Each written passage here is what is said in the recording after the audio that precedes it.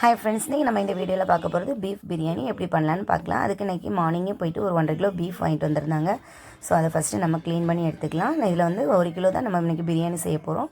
1/2 kilo வந்து fry பண்ணிக்கலாம் அப்படின்னு சொல்லிட்டு நான் தனியாக எடுத்துட்டேன். ஸோ இதை நம்ம ஃபஸ்ட்டு வாஷ் பண்ணி எடுத்துக்கலாம்.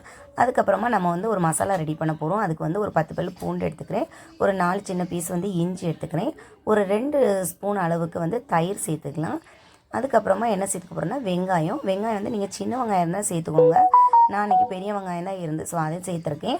அதுக்கப்புறமா வந்து கொஞ்சம் புதினா, மல்லி இலை இதையும் சேர்த்துட்டு ஒரு 3 பச்சை மிளகாய் சேர்த்து இதை ஒரு நல்ல ஃபைன் பேஸ்ட்டாக நம்ம அரைச்சி எடுத்துக்கலாம்.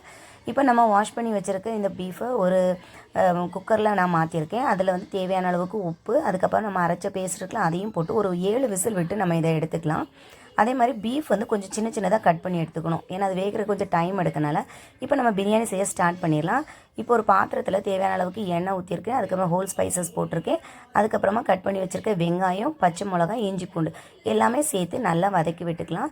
இப்போ வந்து தக்காளியும் நான் சேர்த்து இது நல்லா கரைஞ்சதுக்கப்புறமா நம்ம வந்து வேக வச்சுருக்க இந்த பீஃபை நம்ம இப்போ இதில் சேர்த்துட்டு மசாலா சேர்த்துக்க போகிறோம். மசாலா வந்து நான் அன்றைக்கி 2 ஸ்பூன் அளவுக்கு பிரியாணி மசாலா, 1 ஸ்பூன் அளவுக்கு காஷ்மீர் மிளகாவும் சேர்த்துட்டு அப்புறம் புதினா மல்லியெல்லாம் சேர்த்துருக்கேன், 2 ஸ்பூன் தயிர் எல்லாமே சேர்த்து நல்லா மிக்ஸ் பண்ணி விட்டுக்கலாம். இப்போ நம்ம அரிசி சேர்த்துக்க போகிறோம்.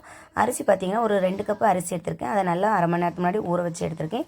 அதையும் சேர்த்து நம்ம தண்ணி சேர்த்துக்கலாம். தண்ணி வந்து ஏற்கனவே நம்ம பீஃப் வேக வச்ச தண்ணியும் சேர்த்துருவோம். ஸோ பார்த்து சேர்த்துட்டு உப்பு காரம் எல்லாமே பார்த்துக்கணும். அதுக்கப்புறமா தண்ணி நல்லா வற்றினதுக்கப்புறமா கொஞ்சமாக நெய் சேர்த்து மேலே புதினா மல்லியில் போட்டு ஒரு மூடி போட்டு வெயிட் போட்டு வச்சுக்கலாம்.